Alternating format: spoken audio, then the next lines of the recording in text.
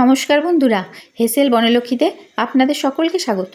আজকে আমি বানাবো সাবুদানা দিয়ে একটা দারুণ রেসিপি। এই রেসিপিটা আপনারা যে কোনো ব্রত উপবাসে বা একাদশী দিন খেতে পারেন। খেতে কিন্তু দুর্দান্ত লাগে।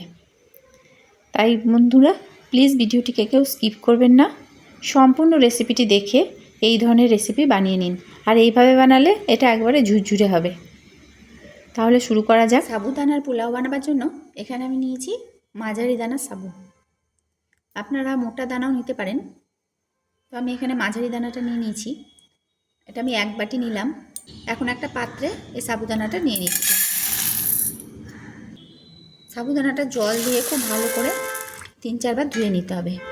কত নোংরা থাকে দেখুন বন্ধুরা। আমি সাবুদানাটা 3-4 বার জল পাল্টে পাল্টে ধুয়ে দিয়েছি। এখন এটাতে একটুও জল নাই, সম্পূর্ণ জলটা ঝরিয়ে নিয়েছি।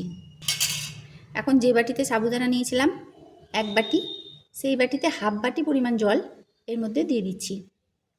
জলের পরিমাণটা ঠিক রাখতে হবে, তবে পোলাওটা ঝুরঝুরে হবে। যে বাটিতে মাপ করে দেবেন তারই অর্ধেকটা জল দেবেন। এখন জলের সাথে সাবুদানাটা ভালোভাবে মিশিয়ে নিলাম। এখন এটা ঢাকা দিয়ে 2 ঘন্টার জন্য রেখে দেবো। এখন 2 ঘন্টা পর এটা খুলে দেখাই। দেখুন সাবুটা কি সুন্দরভাবে ভিজে গেছে। আমি চামচে করে উঠিয়ে দেখাচ্ছি। দেখুন কি সুন্দর ঝরঝরে হয়েছে, আর ভিতরে একটুও জল নাই, সব জলটাই টেনে গেছে আর একবারে ঝুরঝুরে হয়েছে। তাই পরিমাণটা যদি ঠিক করে দেওয়া হয় জলের, তাহলে সাবু এরকম ঝুরঝুরে হবে। আমি একটা দেখাচ্ছি। দেখুন কি সুন্দরভাবে ভিজে গেছে, নরম হয়ে গেছে একবারে, অথচ জলও নাই। তাই এইভাবেই সাবুটা ভিজিয়ে নেবেন। এখন কড়াই গরম করে কড়াইয়ে দিচ্ছি 4 চামচ সাদা তেল। তা আপনারা এটা ঘি দিয়েও করতে পারেন, তা আমি এখানে সাদা তেল দিয়ে বানাচ্ছি। তেলটা গরম হয়ে যাওয়ার পর 2 টেবিল চামচ বাদাম নিয়েছি। বাদামটা এখন এর মধ্যে ভেজে নিচ্ছি। একাদশী দিন এইভাবে সাবু পোলাও করে খেতে পারেন।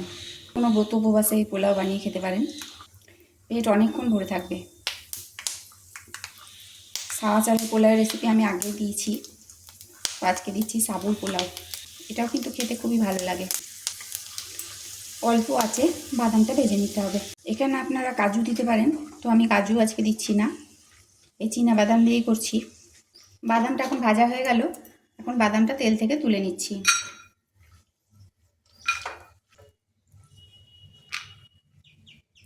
ওই তেলের মধ্যে দিচ্ছি গোটা গরম মশলা, মানে দারচিনি, 2টো ছোটো এলাচ আর 4টে লবঙ্গ। তবে এইগুলোকে গোটা না দিয়ে থেতো করে তারপর তেলে দিচ্ছি। ফোড়নটা একটু নেড়ে চেড়ে নেব। যখন সুগন্ধ উঠতে শুরু করবে তখন দেবো আলু। আলুগুলো এরকম লম্বা লম্বা করে কেটে নিয়েছি, দিয়ে দিলাম। এখন আলুটা ভেজে নিতে হবে। দিয়ে দিচ্ছি সন্দব লবণ, পরিমাণ মতো সন্দব লবণ দিয়ে দিলাম। এখন লবণ দিয়ে আলুটা ভেজে নেব। মাঝে মাঝে একটু করে ঢাকা দিয়ে ভাজবো, তাহলে আলুটা তাড়াতাড়ি নরম হবে। 2-1 বার ঢাকনা খুলে খুলে এভাবে নেড়ে দেবো।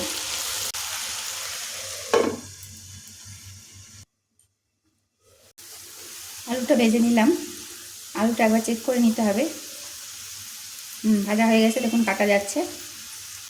এখন আলুর মধ্যে অল্প একটু কিশমিশ দিয়ে দিচ্ছি। কিশমিশটাও নেড়ে চেড়ে নেব। এইভাবে সাবু পোলাও বানিয়ে দেখুন, একটুও চ্যাটপেটে হবে না।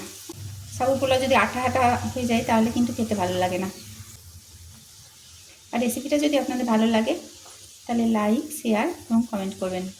যে সকল বন্ধুরা আমার রেসিপিটা দেখছেন তাদের যদি রেসিপিটা ভালো লেগে থাকে তাহলে প্লিজ চ্যানেলটিকে সাবস্ক্রাইব করুন, আর তার সঙ্গে পাশে থাকা বেল আইকন প্রেস করে দিন।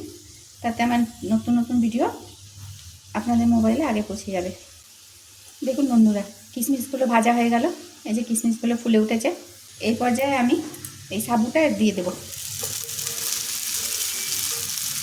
গ্যাসের ফ্লেম একদম লোতে করে দিয়েছি, আর সাবুটা এর মধ্যে নেড়ে দিতে হবে।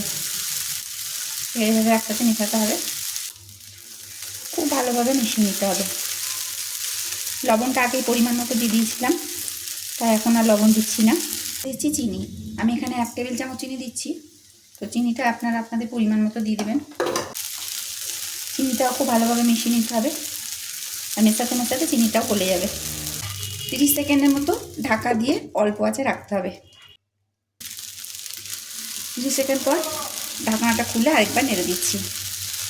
দেখুন কি সুন্দর লাগছে পোলাওটা, একবারে প্রত্যেকটা দানা আলাদা আলাদা, একটার সাথে একটা লেগে থাকছে না।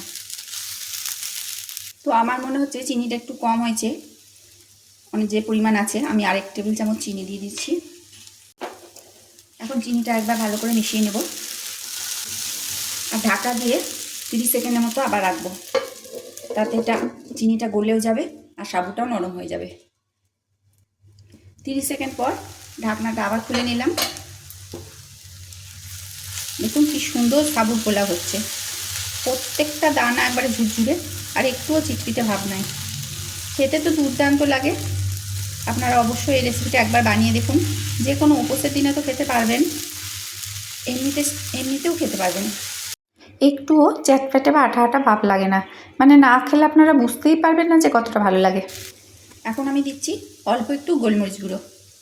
আপনারা যদি গোলমরিচ না খান তাহলে লঙ্কাও দিতে পারেন, চিলি ফ্লেক্স দিতে পারেন, কিন্তু এটা একাদশীতে চিলি ফ্লেক্স আমাদের খাওয়া যায় না, তার জন্য আমি পরিমাণ মতো গোলমরিচ গুঁড়ো দিয়ে দিলাম। ওই হাফ চামচ ছোটো চামচের দিলাম। এখন গোলমরিচটা খুব ভালোভাবে মিশিয়ে নিচ্ছি। এই সাবুর পোলাও অনেকক্ষণ পেট ভরে থাকে, খেয়ে দেখুন। আশা করি ভিডিওটি আপনাদের বেশ ভালো লাগবে। দেখতে যতটা সুন্দর, খেতে কিন্তু আরও ভালো লাগে। আর বানানোটা একটুও ঝামেলা নাই, বানানোটা খুবই সহজ। এটা আমার তৈরি হয়ে গেল। দেখুন সাবুগুলো ট্রান্সপারেন্ট হয়ে গেছে। যখন সাবুগুলো ট্রান্সপারেন্ট হয়ে যাবে তখন বোঝা যাবে এটা হয়ে গেছে। এখন যে বাদামটা ভেজে রেখেছিলাম ওটা এর মধ্যে দিয়ে দিচ্ছি।